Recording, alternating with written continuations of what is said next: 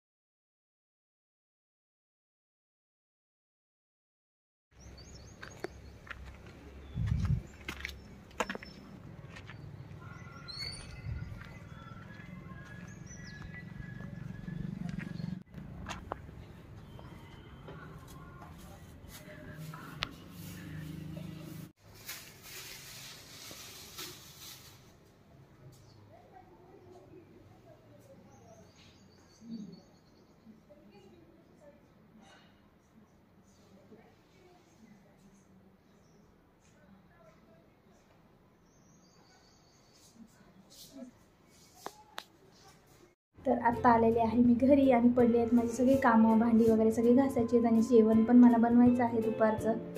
तर चला आता मी लगेच जेवण बनवून घेते. आता माझा अर्धा स्वयंपाक झालेला आहे.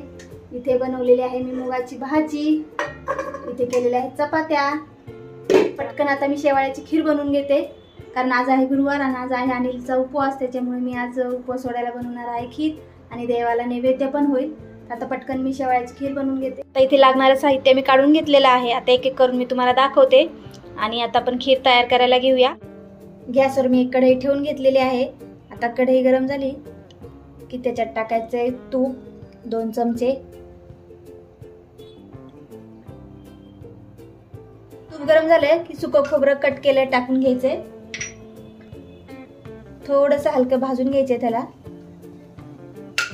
आता टाकायचे बदाम बारीक कट केलेले, काजू बारीक कट केलेले, पिस्ता. हे तेलात आपल्याला चांगलं भाजून घ्यायचंय. भाजले ना की त्याच्यात टाकून घ्यायच्यात ह्या शेवाळ्या. ह्याला सुद्धा तुपात चांगल्या भाजून घ्यायच्यात. मी हे 2 माणसांसाठी करत आहे, त्याच्यामुळे मी थोड्या शेवाळ्या घेतलेल्या आहेत.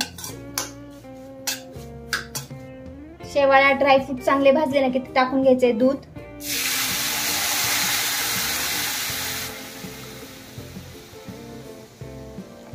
करायचं चांगलं परत एकदा मिक्स. तापवलेलं दूध होतं, कच्चं दूध ह्याच्यामध्ये खिरीमध्ये टाकायचं नाहीये.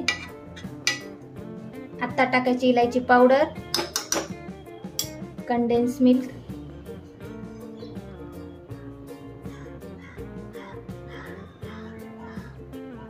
साखर 2 चमचे. करायचे मिक्स.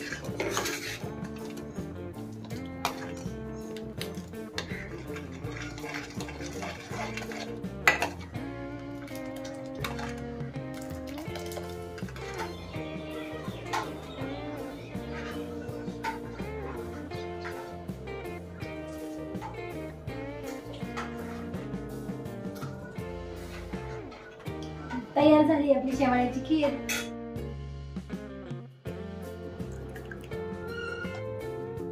तर तयार आहे आपली झटपट होणारी शेवाळ्याची खीर. तर रेसिपी कशी वाटली तुम्हाला नक्की कमेंट करून सांगा. आणि माझा व्हिडिओ तुम्हाला आवडला असेल तर व्हिडिओला लाईक करा, शेअर करा आणि चॅनलला सबस्क्राईब करा. तोपर्यंत बाय बाय.